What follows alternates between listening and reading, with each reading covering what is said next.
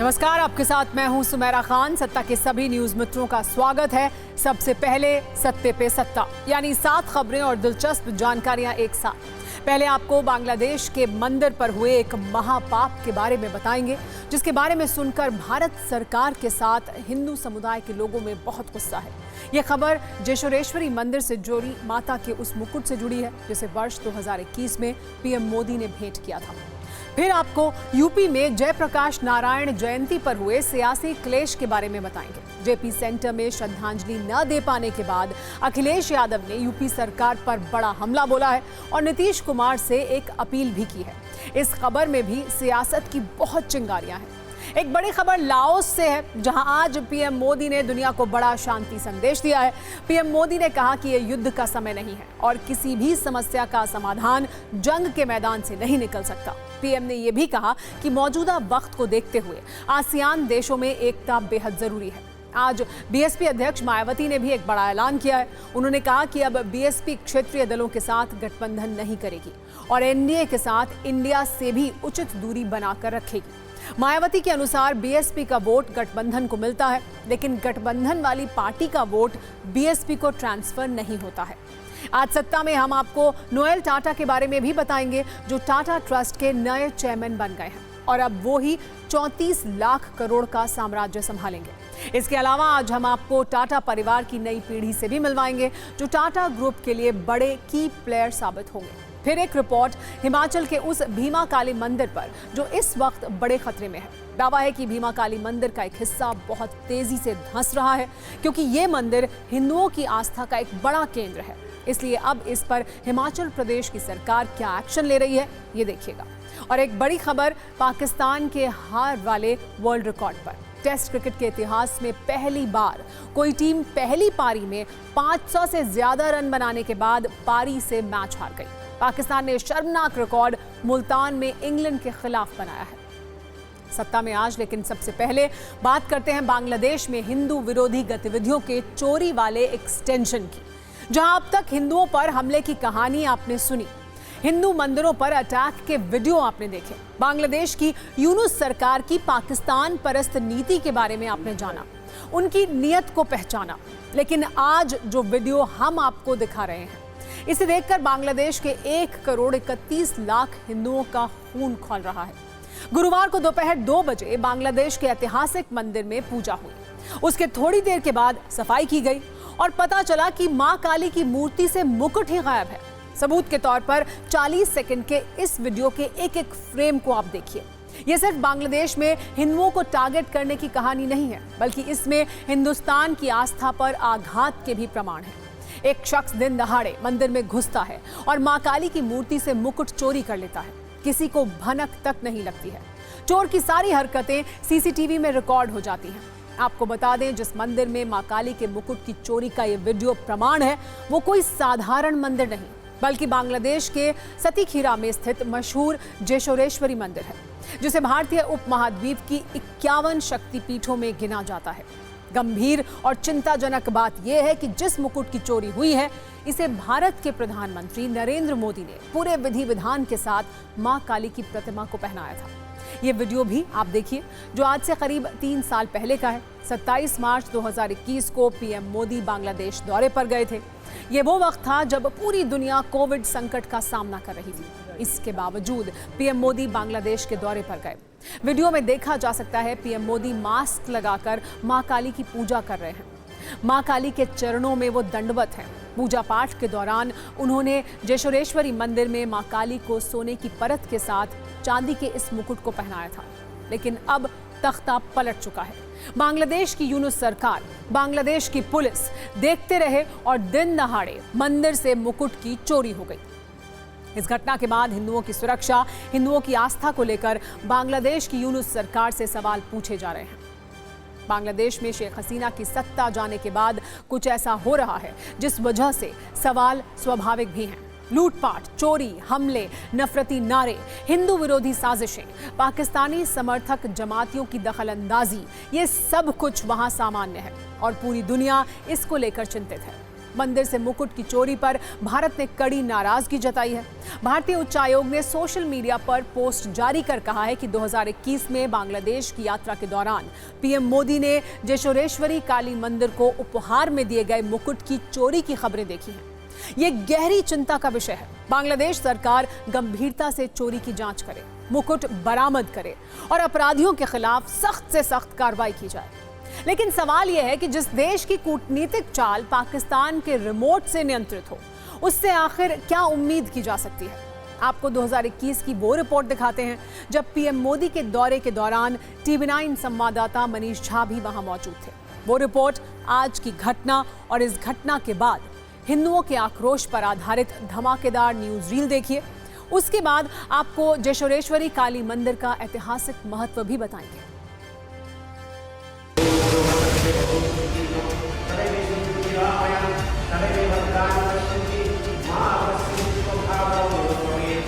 काली माता का ये मंदिर जो 51 शक्तिपीठ है उसमें से एक है और मान्यता के मुताबिक इस मंदिर में सती की हथेली गिरी थी आकर और तत्कालीन राजा लक्ष्मण सेन ने इस मंदिर का निर्माण कराया था।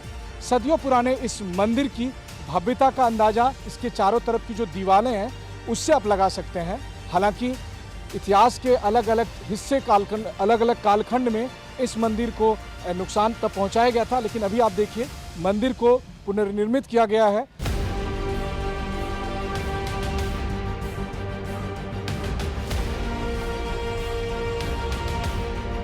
इस मंदिर के बारे में जो यहाँ पर लिखा है और जो स्थानीय लोगों ने मुझे पढ़कर बताया, उसके मुताबिक इस मंदिर का नाम श्री श्री जोशेश्वरी काली मंदिर है और उसका जो पीरियड है वो बताते हैं कि 1580-90 में यहाँ जो तत्कालीन जोशोर के राजा लक्ष्मण सेन थे, जो बंगाल इलाके के सर्वाधिक शक्तिशाली राजाओं में से एक थे, उन्होंने इस मंदिर का निर्माण तब कराया था जब ये मंदिर बहुत छोटा सा होता था और तब इसे पहले अनार मंदिर के नाम से जाना जाता था।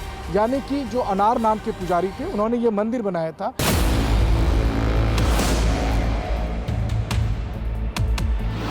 इस काली मंदिर की अपनी एक अलग पहचान है। इस काली मंदिर को लेकर सनातन धर्म के लोग ये मानते हैं कि माता सती के जो 51 शक्तिपीठ हैं उसमें से ये एक जागृत काली मंदिर है और इसीलिए हर साल काली मेला में यहाँ लाखों की संख्या में लोग दर्शन करने के लिए आते हैं।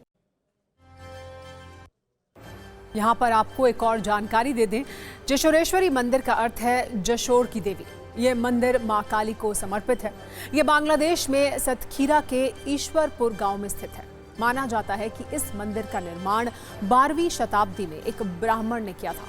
उन्होंने जशोरेश्वरी पीठ के लिए 100 दरवाजों वाला मंदिर बनाया था।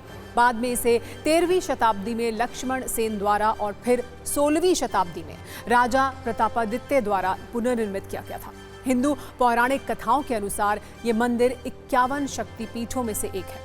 कहा जाता है कि ये वो स्थान है जहां देवी सती के हाथों की हथेलियां और पैरों के तलवे गिरे थे, जो देवी जशोरेश्वरी के रूप में विराजमान है। ये भी कहा जाता है कि यहाँ भगवान शिव चंडा के रूप में प्रकट होते हैं। बांग्लादेश के हिंदू मंदिरों से सिर्फ मुकुट की चोरी नहीं हो रही है, बल्कि वहाँ शहर शहर में ऐसे ही गैंग हैं जो हिंदुओं के साथ सीना जोरी कर रहे हैं, सरेआम धमकी दे रहे हैं, धार्मिक स्थल में घुसकर पूजा मंडप पर जबरदस्ती इस्लामिक पाठ करवा रहे हैं। आप फिर से सुनिए, दुर्गा पूजा के दौरान बांग्लादेश के कई इलाकों में कट्टरपंथी लोग धार्मिक स्थल के अंदर घुसकर हिंदुओं को जबरदस्ती इस्लामिक पाठ करने को कह रहे हैं। बांग्लादेश के चटगांव में ऐसी शिकायतों पर केस भी दर्ज किया गया है, जिसमें साफ साफ कहा गया है कि कुछ जिहादियों ने जबरदस्ती पूजा मंडप पर इस्लामिक गाने बजाने को कहा। आरोपों के अनुसार जमाते इस्लामी कट्टरपंथी संगठन के सैकड़ों लोग चटगांव के जेएम दुर्गा पूजा पंडाल में घुसकर वहां पर कट्टरपंथियों ने माता के भजन को बंद करवा दिया। उसकी जगह कट्टरपंथियों ने घंटों तक इस्लामिक गाने और गजलें बजाईं। पुलिस ने ऐसे आरोपों के बाद गुरुवार रात 2 लोगों को गिरफ्तार भी किया है। एक का नाम शहीदुल करीम और दूसरे का नाम नूरुल इस्लाम बताया जा रहा है। पुलिस ने इनके बारे में अन्य जानकारियां अभी गुप्त रखी हैं। आरोप तो ये भी है कि इसके बाद वहीं पर जमात ने मुसलमानों के साथ मिलकर एक सभा का आयोजन किया और फिर वहां के लोकल हिंदुओं को जबरन आयतें पढ़ने के लिए मजबूर किया गया। इस घटना से जुड़ी तस्वीरें और वीडियो भी वायरल हो गया है। सवाल यही है कि ये लोग कौन हैं?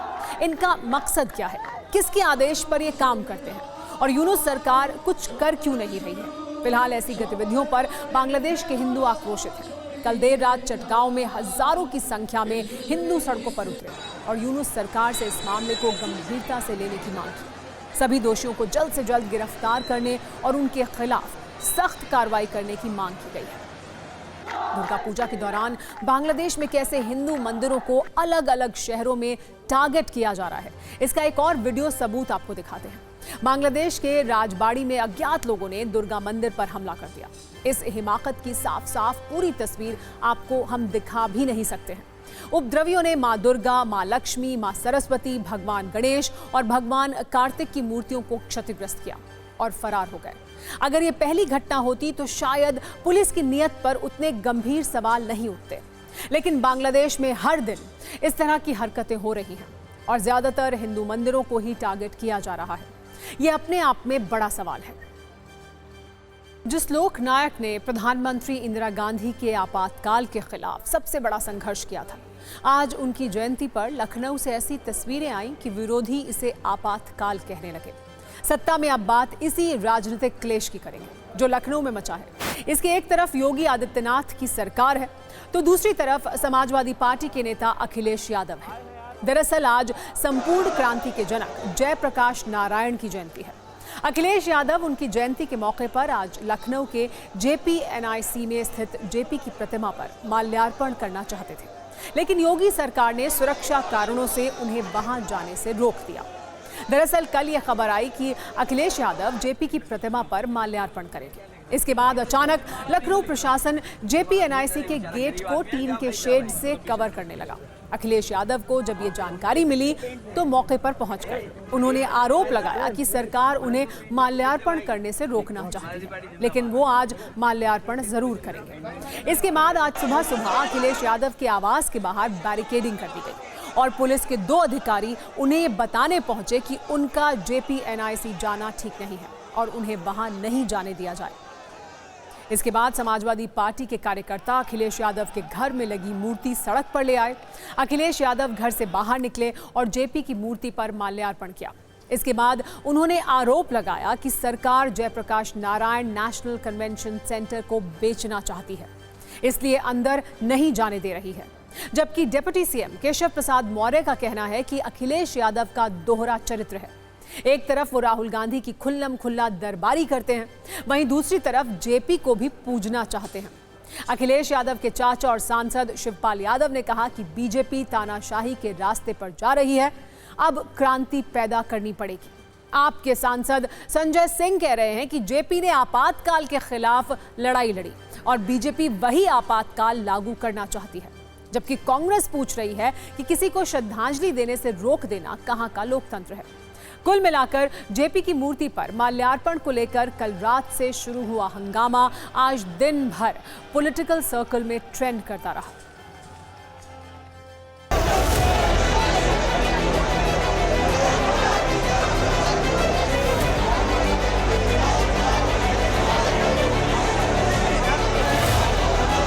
ये तो यही परंपरा जारी रखना चाहते हैं कि आज हम आपके महापुरुषों को सम्मान नहीं करने दे रहे हैं, कल आपकी सरकार बन जाए तो आप भी महापुरुषों को सम्मान मत करने दें। भारतीय जनता पार्टी के लोग जो बहाना ले रहे हैं कि वहाँ पर आपको बिच्छू दिखाई दे जाते, अगर इन्हें इतनी ही चिंता थी बिच्छू की तो सफाई क्यों नहीं कराई उन्होंने? ये कब तक लगा के रखेंगे टीन शेड? 2 साल बाद तो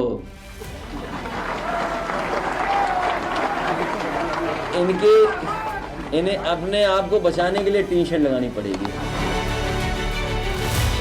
नियमों को तोड़ना और कानून को अपने हाथ में लेना एक समाजवादी पार्टी की संस्कृति सा बन गया है। उनका ये प्रयास केवल मीडिया में सुर्खी बनाने के लिए, मीडिया में अपना स्थान बनाने के लिए है। जेपी के सिद्धांतों का समाजवादी पार्टी मार्ग से भटक चुकी है। ये लखनऊ में जो सरकार है वो फासिस्ट मानसिकता के लोग हैं, वरना वजह तो कोई हो ही नहीं सकती। देखिए, ये काम धाम वहाँ कुछ नहीं चल रहा। मूर्ति तो वहाँ लगी हुई है, मूर्ति पे तो साफ सफाई करा करके माल्यार्पण कराना चाहिए था। लोकनायक जयप्रकाश नारायण जी को श्रद्धांजलि देने से रोक रहे हैं और उसी राज्य के एक पूर्व मुख्यमंत्री को। क्या अभी भी आपातकाल है? ये बहुत ही दुर्भाग्यपूर्ण है। और योगी आदित्यनाथ जी को जिन्होंने भी ये सलाह दी है कि ऐसे आप श्रद्धांजलि के कार्यक्रम से किसी को रोक दीजिए तो इससे बड़ा राजनीतिक फायदा होगा आपको, तो बहुत ही गलत सलाह दी। जिन्होंने देश को जेल बनाया, आपातकाल लगाया, लोकनायक जयप्रकाश नारायण जी के सिद्धांतों को कुचला, सत्ता की लिप्सा में सपा के नेता अपने आदर्श और विचारधारा को त्याग कर कुचलने वालों की गोद में बैठकर आज प्रश्न पूछे। बरसात हुई है, साफ सफाई नहीं रही है वहाँ, तो वहाँ जाने पर कोई भी बात हो सकती है, तो सरकार ने इस नाते उनको वहाँ जाने से मना किया है। अभी ये पाकिस्तान का पानी पी के आए हैं, तो विरोध ही इनको दिखता है।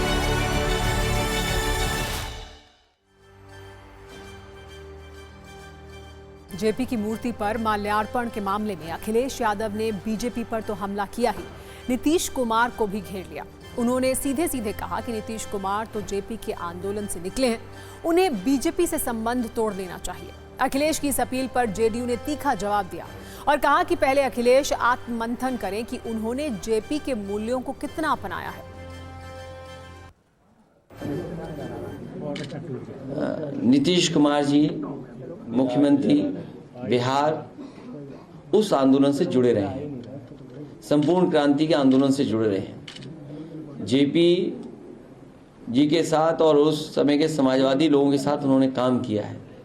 ये मौका मिला उन्हें कि जो लोग जेपी और लोकतंत्र का अपमान कर रहे हैं उनसे समर्थन वापस ले लें। समाजवादी पार्टी में कोई आंतरिक लोकतंत्र नहीं है, एक परिवार विशेष का कब्जा है।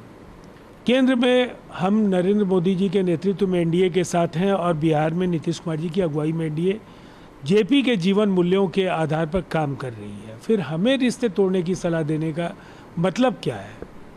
वो जिनके साथ हैं उनके साथ उन्हें रिश्ते तोड़ने पर पुनर्विचार करना चाहिए। अगर जेपी के उसूलों का हवाला वो देते हैं तभी। वैसे इन हंगामों के बीच समाजवादी पार्टी के कार्यकर्ताओं ने कई जगहों पर प्रदर्शन किया और यूपी सरकार के खिलाफ नारेबाजी की। लेकिन सवाल यह है कि क्या सच में ऐसी अखिलेश यादव के जेपी एनआईसी जाने से सुरक्षा का खतरा पैदा हो सकता है? इसे समझने के लिए 1 वर्ष पुरानी तस्वीर दिखाते हैं। जब पिछली बार अखिलेश यादव जेपी एनआईसी जाना चाहते थे तो वहां का गेट बंद कर दिया गया था और वो गेट पर चढ़कर जबरदस्ती अंदर गए थे, जहां उन्होंने जेपी की मूर्ति पर माल्यार्पण किया था।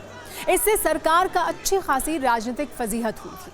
वैसे इसका एक पक्ष ये भी है कि अगर अखिलेश यादव जेपी की मूर्ति पर माल्यार्पण कर ही देंगे तो क्या हो जाएगा? आखिर ऐसी व्यवस्था करके यूपी सरकार अपने ही विरोधी को बार बार राजनीतिक लाइमलाइट क्यों दे रही है? ये रिसर्च का विषय है। तो यूपी में विपक्ष के नेता बीजेपी की सरकार से परेशान हैं, लेकिन एमपी में तो बीजेपी के अपने ही विधायक अपनी ही सरकार में पुलिस प्रशासन से परेशान हैं। कोई अपनी जान को खतरा बता रहा है तो कोई पुलिस की एफआईआर न लिखने से परेशान होकर थाने से इस्तीफा दे रहा है। अब कांग्रेस को बीजेपी के विधायकों की इस परेशानी में अपने लिए राजनीतिक मौका दिख रहा है। दरअसल कई अलग अलग मामले हैं। एक मामला रीवा का है, दूसरा मामला सागर जिले का है और तीसरा मामला कटनी का है। इन 3 जिलों में 3 अलग अलग विधायकों का राजनीतिक दुख इतना बढ़ गया है कि बीजेपी को न कुछ बोलते बन रहा है और न ही चुप रहते। सबसे पहले बात सागर के देवरी से बीजेपी विधायक ब्रज बिहारी पटेरिया की करते हैं। दरअसल एक शख्स की सांप के काटने से मौत हो गई। डॉक्टर ने मृत्यु प्रमाण बनाने के लिए 40,000 रुपए मांगे। इसी को लेकर विधायक जी पुलिस थाने पहुंचे, लेकिन विधायक के कहने पर भी पुलिस ने एफआईआर दर्ज नहीं की तो वो इतने नाराज हो गए कि उन्होंने पुलिस थाने से ही अपना इस्तीफा भेज दिया और कहा कि जब पुलिस एक विधायक की ही नहीं सुन रही तो उनके विधायक होने का क्या मतलब। हालांकि बाद में बीजेपी नेताओं के दखल के बाद इस्तीफा वापस ले लिया। हम बैठे हैं पुलिस थाने के सामने, आप देख लीजिए, वीडियो अभी चालू करिए अपना, देख लीजिए। बैठे हैं पुलिस थाने, जब तक उनका टर्मिनेशन ऑर्डर नहीं आ जाएगा तब तो हम यहाँ से उठेंगे नहीं। दूसरा मामला रीवा का है। रीवा के मऊगंज के विधायक हैं प्रदीप पटेल। विधायक जी का आरोप है कि उनके विधानसभा क्षेत्र में लगातार नशे का कारोबार चल रहा है। वो पुलिस से लगातार कार्रवाई की मांग कर रहे थे, लेकिन पुलिस ने एक्शन नहीं लिया। इस पर वो एसपी के दफ्तर में जाकर दंडवत हो गए और इंसाफ मांगने लगे। मऊगंज के विधायक जी को पार्टी के दूसरे विधायक और पार्षदों का समर्थन भी मिल रहा है। जबलपुर के जिले के पाटन से बीजेपी विधायक अजय बिश्नोई ने तो सोशल मीडिया पर लिख दिया कि प्रदीप जी, आपने सही मुद्दा उठाया है, पर क्यों क्या करें, पूरी सरकार ही दंडवत है शराब ठेकेदारों के आगे। इतना ही नहीं, बीजेपी के पार्षद भी काफी परेशान हैं। ग्वालियर से बीजेपी पार्षद अपर्णा पाटिल ने एक वीडियो जारी किया।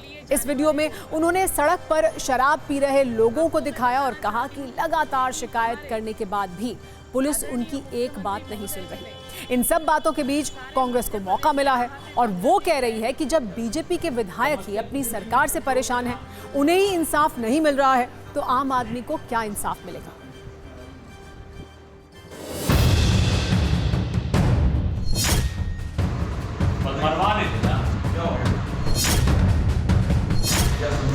समस्या कुछ नहीं है, गुंडों से आप मेरे को मरवा देना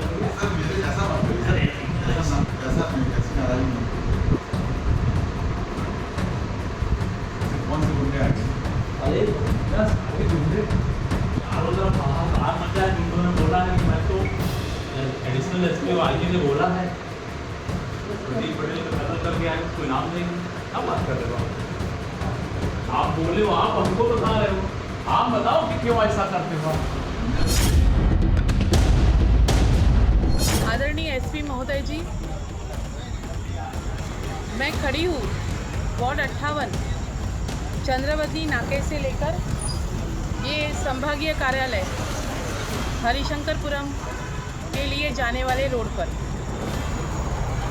आपको मैं बताना चाहती हूँ कि हमारे आदरणीय मुख्यमंत्री महोदय जी ने सारे मध्य प्रदेश के अहाते बंद कर दिए गए हैं, लेकिन देखिए आपके राज्य में ये क्या चल रहा है। पूरी रोड पर ये पूरा रोड देखिए, अहाते ही अहाते आपको यहाँ पे नजर आएंगे। तीसरा मामला कटनी से बीजेपी के सबसे अमीर विधायक संजय पाठक का है। संजय पाठक का आरोप है कि कुछ संदिग्ध लोग जबलपुर, कटनी और भोपाल के उनके घर के बाहर देखे गए। कई बार लोगों ने उनका पीछा किया। उन्हें आशंका है कि उनकी जान को खतरा है, लेकिन पुलिस इसमें कोई एक्शन नहीं ले रही है। कटनी एसपी को और डीजीपी को पत्र लिखा है कि मेरे घर के आसपास कई बार मैंने देखा है, कटनी में भी, जबलपुर में भी और भोपाल में भी संदिग्ध परिस्थितियों में मुझे कुछ लोग पिछले 6-8 महीने 1 साल से मैं ये महसूस कर रहा हूँ कि लोग मेरे को फॉलो कर रहे हैं, कुछ लोग मेरे पीछे लगे हुए हैं। कोई बड़ा षड्यंत्र इसके पीछे समझ में आ रहा है। ये केवल एक आधार का छोटा मामला नहीं है, ये कोई गंभीर और गहरी षड्यंत्र और साजिश है। सत्ता की हमारी अगली खबर में एक चिंता और डर वाला सायरन है, जिसे दिल्ली एनसीआर में रहने वाले सभी लोगों को सुनना बहुत ज़रूरी है। आपने दिल्ली में अब तक बहुत सारे गैंग का आतंक देखा होगा, उनसे जुड़ी क्राइम की खबर सुनी होगी, लेकिन इस वक्त दिल्ली के लोगों में एक नए गैंग का खौफ है, जिसका नाम है गला घोटू गैंग, जिसके सदस्य राह चलते लोगों पर पीछे से अटैक करते हैं, उनका गला दबाते हैं और फिर लूटपाट करते हैं। इसके कुछ परेशान करने वाले वीडियो भी हम आपको दिखा रहे हैं, जो दिल्ली में पिछले कुछ दिनों में वारदातों के ही हैं। इसीलिए आज आपने अपने सभी न्यूज़ मित्रों को इस गला घोटू गैंग से सावधान करना बहुत ज़रूरी है, क्योंकि रात के अंधेरे में ये लोग किसी भी शख्स को अपना शिकार बना सकते हैं। हालांकि इससे जुड़े 4 लोगों को पुलिस ने पकड़ा है, लेकिन आशंका ये है कि इसके कई सदस्य अब भी कई दूसरे इलाकों में हो सकते हैं। इस गैंग ने हाल में दिल्ली के महावीर एनक्लेव इलाके में गला दबाकर लूटने वाली वारदात की है। जब सुनसान गली में एक शख्स अकेले जा रहा था, तभी पीछे से 4 लोगों ने उस पर अटैक किया और उसके साथ लूटपाट की। हालांकि सीसीटीवी फुटेज के आधार पर पुलिस ने आरोपियों को गिरफ्तार कर लिया, लेकिन शक है कि इसके कई मेंबर अब भी दिल्ली में एक्टिव हैं। अब आपको इन लुटेरों के लूट का मॉडल बताते हैं। ये काम कैसे करते हैं। सबसे पहले गला घोटू गैंग के मेंबर कोई इलाका चुनते हैं। उनकी हिट लिस्ट में वो इलाके होते हैं जो रात में सुनसान हो जाते हैं और भीड़ वहां नहीं होती। इसके बाद गैंग के लोग इलाके की रेकी करते हैं। वारदात के बाद कहां से भागना है, इसके लिए रास्ते चिन्हित किए जाते हैं। फिर रात के अंधेरे में ये लोग घात लगाकर शिकार का इंतजार करते हैं। अगर कोई शख्स इन्हें अकेला आता हुआ दिख जाता है तो उस पर हमला करते हैं। इनमें से एक मेंबर उस शख्स का गला लॉक कर देता है और बाकी लोग मिलकर उसके पास मौजूद सारा सामान लूट लेते हैं और उस इलाके से भाग निकलते हैं। क्योंकि वहां अंधेरा और सन्नाटा होता है, इसलिए इन्हें पकड़ना भी आसान नहीं होता। अब दिल्ली पुलिस ने उसमें कोई भी अकेला जा रहा है तो उसको उनमें से एक आकर के अचानक से गला दबाता है, बाकी लोग उनसे छीन लेते हैं। तो अभी हम इनसे पूछताछ करें कि बाकी और भी कोई इन्होंने इस तरह की इंसिडेंट करी है, रिपोर्टेड अनरिपोर्टेड।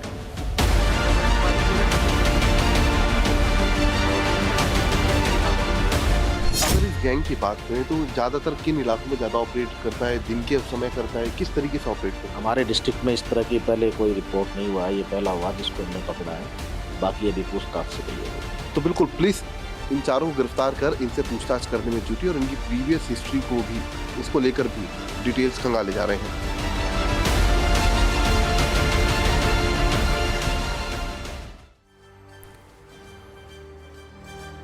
सत्ता में अब हम उस खबर की बात करते हैं जो करीब 48 घंटे के बाद भी लोगों की जुबान पर छाई हुई है। ये खबर देश के अनमोल रतन की है, जो अब इस दुनिया में नहीं है, लेकिन उनका नाम और उनकी कहानियां खबरों से सोशल मीडिया की रील्स तक घूम रही है। रतन टाटा के जाने के बाद एक सवाल ये भी था कि अब टाटा का 34 लाख करोड़ का साम्राज्य कौन संभालेगा। तो आज मुंबई से इसका जवाब आ गया है। आज मुंबई में टाटा ट्रस्ट की मीटिंग के बाद उस एक नाम पर मोहर लग गई है जो टाटा के नए उत्तराधिकारी होंगे, और ये नाम है नोएल टाटा, यानी रतन टाटा के सौतेले भाई, जो पिछले 40 वर्षों से टाटा ग्रुप के साथ जुड़े हुए हैं। लेकिन अब 66 साल के नोएल टाटा को टाटा ट्रस्ट का चेयरमैन बना दिया गया है। इसीलिए आज हमने नोएल टाटा पर भी सत्ता की एक कुंजी तैयार की है, जिसमें हम आपको टाटा परिवार से मिलवाएंगे और टाटा फैमिली की उस नई पीढ़ी के बारे में भी बताएंगे जिस पर टाटा ग्रुप के भविष्य की बड़ी जिम्मेदारी होगी। फिलहाल पहले नोएल टाटा की बात करते हैं, जिन्हें टाटा समूह की 2 सबसे अहम धर्मार्थ संस्थाओं सर दोराबजी टाटा ट्रस्ट और सर रतन टाटा ट्रस्ट का प्रमुख नियुक्त कर दिया गया है। वैसे तो नोएल टाटा पहले भी इन दोनों ट्रस्ट के साथ जुड़े थे, लेकिन सिर्फ ट्रस्टी के तौर पर। तत्काल प्रभाव से अब वो इसके चेयरमैन बन गए हैं। टाटा ट्रस्ट के चेयरमैन होने की अहमियत आप इस बात से समझ सकते हैं कि ये टाटा ग्रुप की परोपकारी संस्थाओं का समूह है, जो 13 लाख करोड़ रुपए के रेवेन्यू वाले टाटा ग्रुप में 66% की हिस्सेदारी रखता है। अभी इस ग्रुप की सबसे बड़ी कंपनी टाटा सन्स के चेयरमैन एन चंद्रशेखरन हैं, लेकिन इससे भी ऊपर टाटा ट्रस्ट है, जिसकी कमान टाटा परिवार के सदस्य ही संभालते रहे हैं। वैसे नोएल टाटा के पास इससे पहले भी टाटा ग्रुप की कई कंपनियों में अहम जिम्मेदारियां रही हैं, जैसे वो ट्रेंट, वोल्टास, टाटा इन्वेस्टमेंट और टाटा इंटरनेशनल के चेयरमैन भी रहे हैं, और इसके अलावा टाटा स्टील और टाइटन के वाइस चेयरमैन भी हैं। लेकिन हमारे बहुत सारे न्यूज मित्रों को ये जानकारी नहीं होगी कि आखिर नोएल टाटा हैं कौन और रतन टाटा के साथ उनका रिश्ता क्या है। तो इसे समझाने के लिए हम आपको टाटा परिवार के बारे में बताते हैं। रतन टाटा के दादा का नाम सर रतन जी टाटा था, जो जमशेद जी टाटा के दूसरे बेटे थे। रतन जी टाटा ने नवाज भाई टाटा के साथ विवाह किया था। इसके बाद इन दोनों ने नवल टाटा को गोद लिया, जो रतन टाटा के पिता थे। नवल टाटा ने भी 2 शादियां की थी। उनकी पहली पत्नी का नाम सूनी टाटा था, जबकि उन्होंने दूसरी शादी स्विस महिला सिमोन डोनोयर से की थी। नवल टाटा और सूनी टाटा से 2 बेटे हुए, जिनका नाम रतन नवल टाटा और जिमी नवल टाटा पड़ा, जबकि नवल टाटा की दूसरी पत्नी सिमोन डोनोयर ने नोएल टाटा को जन्म दिया। और इस तरह नोएल टाटा रतन टाटा के सौतेले भाई बन गए। और अब रतन टाटा के जाने के बाद नोएल टाटा ही 34 लाख करोड़ के साम्राज्य के उत्तराधिकारी भी हैं। अब हम आपको टाटा परिवार की नई पीढ़ी से मिलवाते हैं, जिनमें टाटा ग्रुप को और आगे ले जाने की अपार संभावनाएं हैं। हालांकि अगली पीढ़ी नोएल टाटा की ही है, क्योंकि रतन टाटा और उनके भाई जिमी टाटा ने शादी नहीं की थी, जबकि नोएल टाटा ने आलू मिस्त्री से शादी की, जो टाटा सन्स में सबसे बड़े शेयरधारक पलोंजी मिस्त्री की बेटी हैं। इनसे 2 बेटियां और 1 बेटे हैं। इनमें सबसे बड़ी बेटी का नाम है लिया टाटा, जो 39 वर्ष की हैं और टाटा ग्रुप के हॉस्पिटैलिटी सेक्टर में बड़ा रोल निभाती हैं। लिया टाटा ने ताज होटल्स, रिजॉर्ट्स एंड पैलेसेस को सफलता की बुलंदियों तक पहुंचाने में अहम योगदान निभाया है। इसके अलावा दूसरी बेटी माया टाटा हैं, जिन्होंने रणनीतिक कौशल और दूरदर्शिता से टाटा नियो ऐप लॉन्च करने में अहम भूमिका निभाई। जबकि नोएल टाटा और आलू मिस्त्री के बेटे का नाम है नेवल टाटा, जो हाइपरमार्केट चेन स्टार बाजार के हेड भी हैं। यानी टाटा परिवार की ये नई पीढ़ी पहले से टाटा ग्रुप के साथ जुड़ी हुई है। वैसे हमारे बहुत सारे न्यूज़ मित्रों के मन में ये सवाल भी होगा कि आखिर रतन टाटा के भाई जिमी टाटा टाटा के नए उत्तराधिकारी क्यों नहीं बने। तो हम आपको बता दें कि जिमी टाटा रतन टाटा से 2 साल छोटे हैं और मुंबई के कोलाबा में एक डबल बेडरूम वाले फ्लैट में गुमनामी की जिंदगी जीते हैं। यही वजह है कि उनके बारे में दुनिया को कम ही मालूम है। कुछ साल पहले उद्योगपति हर्ष गोयनका ने उनके बारे में एक ट्वीट किया था, तब लोगों को उनके बारे में जानकारी मिली थी। हर्ष गोयनका ने लिखा था, वो स्क्वॉश के अच्छे खिलाड़ी हैं और हर बार मुझे हरा देते हैं, और रतन टाटा की तरह वो भी सुर्खियों से दूर ही रहते हैं। वैसे जिमी टाटा ने 90 के दशक में रिटायर होने से पहले टाटा की कई कंपनियों में काम किया। वो टाटा सन्स और कई अन्य टाटा कंपनियों में शेयरधारक भी हैं। साथ ही सर रतन टाटा ट्रस्ट के ट्रस्टी भी हैं और ये पद उनके पिता नवल टाटा ने उन्हें वसीयत में दिया था। लेकिन जिमी टाटा पिछले करीब 25 वर्षों से सक्रिय कारोबार से दूरी बनाए हुए हैं और यही वजह रही है कि वो टाटा ट्रस्ट के चेयरमैन नहीं बने हैं। पूजा बच चुका है, यानी सत्ता में आज का वक्त खत्म हो गया है। कल शाम 7 बजे आपसे फिर मुलाकात होगी। तब तक सभी न्यूज़ मित्रों से हमारी गुजारिश है कि वो सत्ता की न्यूज़ रील्स को ज़्यादा से ज़्यादा शेयर करें और मुझे दें इजाज़त।